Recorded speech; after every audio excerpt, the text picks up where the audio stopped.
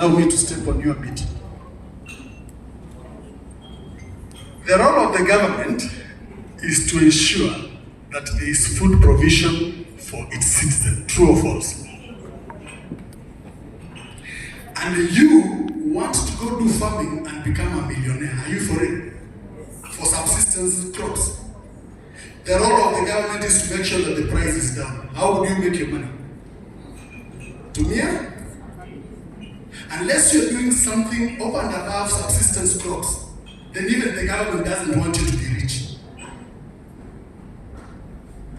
Am I making sense? So what am I telling you? What I'm telling you is this. Please, you might love making strawberry or planting them. They look nice in the shamba and they taste well in your lips. But the question is this, do you have a market for it? So because you have that, you're going to do it at the expense of your normal operation? To me?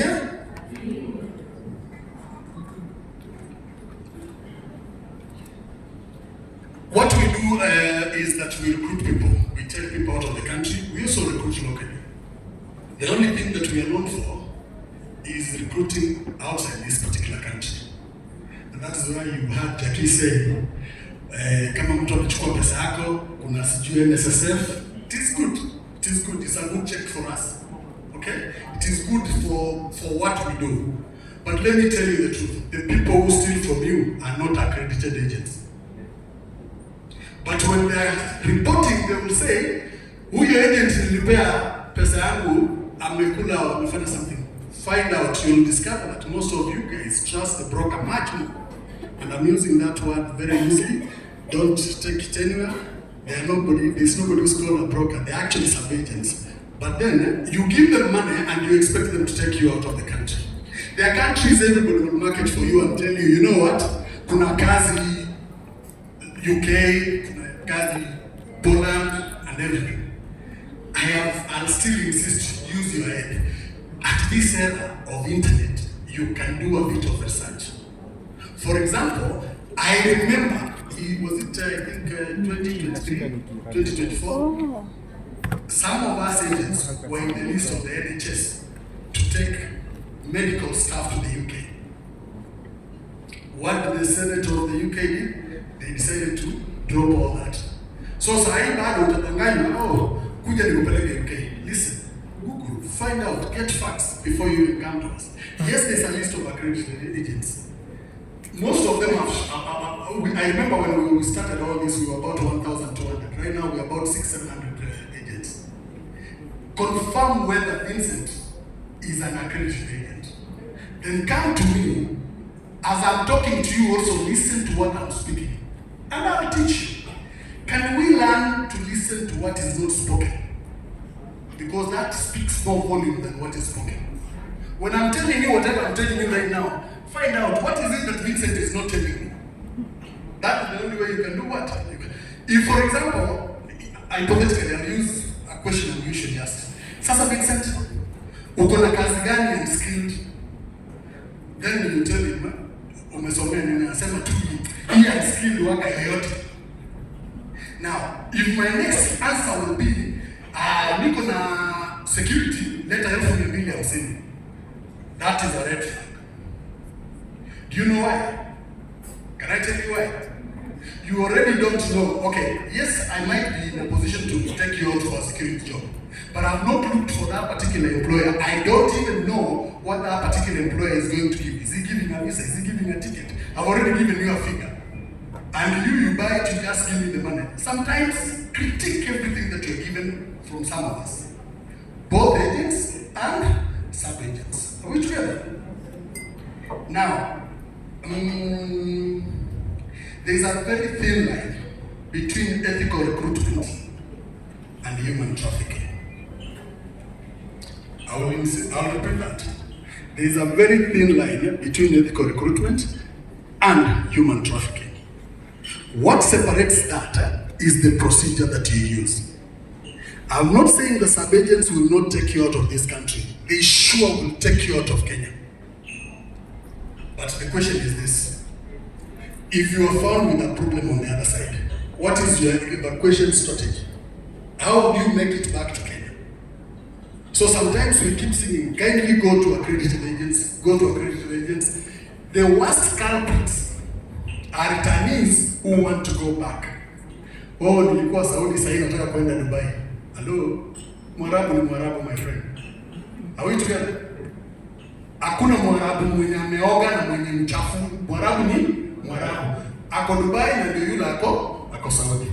So sometimes it is very important that you know who is taking you out. What is your exit strategy? Others come and ask me, unapeleka watu Iraq? Oh, can you take me to Lebanon? Sure. Tusemezane ukweli. You can either be my brother, my sister, my girlfriend, my auntie, or anybody else. Why would I take you to a place I can't get you out? And you know who is pushing me to take you there? It is you. You're the one who is insisting. Telling you it is not safe to go there. You say, "Hapana, rafiki yangu yuko kule, nataka unipeleke the same place." So sometimes it's good that you tap into the knowledge that we are able to give you so that you make the wiser decisions. You understand? Sometimes it's good to look at my body language. Do I look like I'm sure of what I'm saying or I'm trying to pambana here? Tuko pamoja? Maybe something about return and reintegration. Edith, I know you've seriously thought about this, especially the reintegration element. Going out to work, because I had the privilege at a young age when I was in my early 20s to work in Accra, Ghana. And that time we were taken as a team of receiver manager for the Ghanaian Airport. The feeling that you feel when you're out there, you feel like a border student, a student who is in a boarding school. Because your operation is from where you stay, the office you work, and back to where you stay. And if you are lucky and you try to enjoy and become a member on Friday, you will be taken to where other members are meeting, then you go back to the home. And you can imagine staying there for several years to come. Now, let me scale it down to the people that we take out.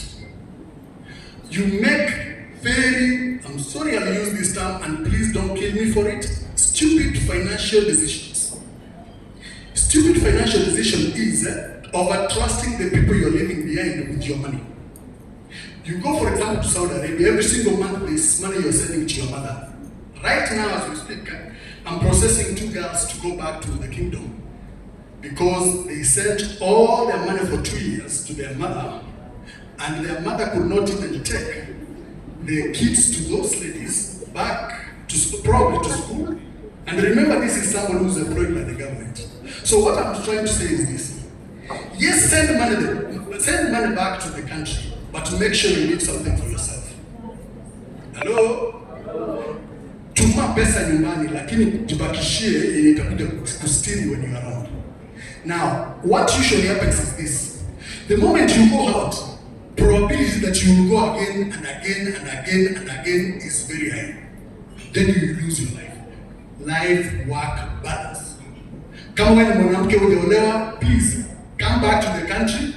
Tafuta kajamaa kamoja, shikilia yeye, muendelee na hii maisha ingine. It is not all about what? Work. It's part of reintegration.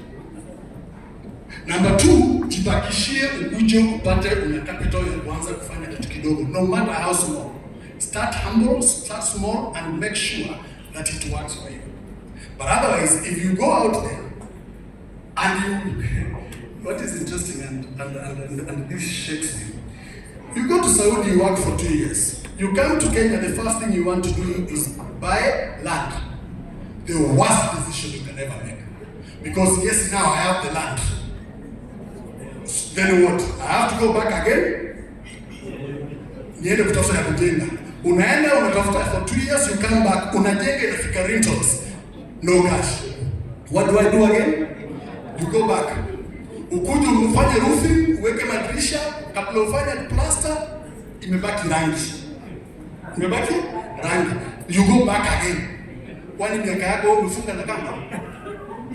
Hello? Miaka yako umefunga na kamba? Make sure when you come back, set up a small business.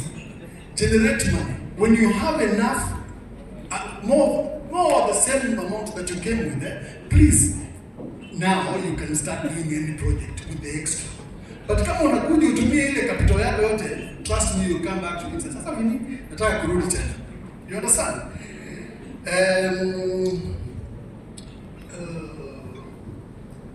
Last thing, please, young people. I was once young as well and a bit excited. It has become very hard to employ a Gen Z in an office. One, mutanisamia, if you want to stop me, please make sure I'm out of the compound because I'm potential.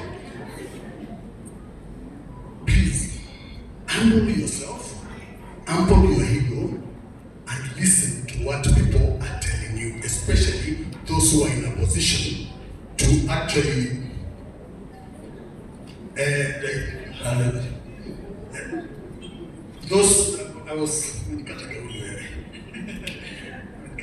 I was talking about Gen Zs in the offices. They are very difficult to deal with. Kwao hakuna kitu ya maana sana. There is nothing that is so urgent because they can. Ikifika saa ya kwenda leo wataachia kazi mahali wameachia waende because they will come. They don't know that some things are more urgent that need more time. Listen, I know we are also. I know we were raised in the village. Nasikia mimi my village sana and I'm proud of it. But I've made something out of myself. Can you also humble yourself so that when you're telling others tomorrow, you have something better to tell them? Shida unakuja kwa ofisi, you choose when to come to the office and when not to come to the office. Listen, I swear to you. Ukitaka kwenda mbinguni, lazima uokoke. Hakuna kuongana kwa mlango ya kwenda heaven. And if you want it, you must learn to work. Tunasikizana Gen Zs and the young people. Please listen to what they might be old and probably not. They might not be so sure of how they're brushing their teeth. But listen, they're the ones who make you make a living at the end of the day. Just trust what they're telling you and learn. And let me tell you the truth. The moment you're able to manage somebody's business well, I swear before you and before God in heaven, God will enable you also be able to manage your own businesses.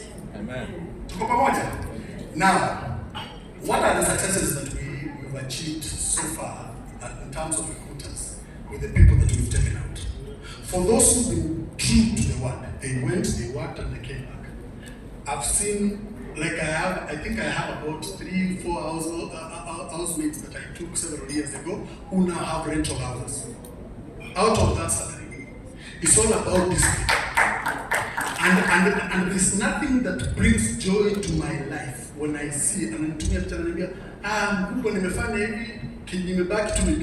sometimes we are forced to chip in to show them that actually what you've done is good.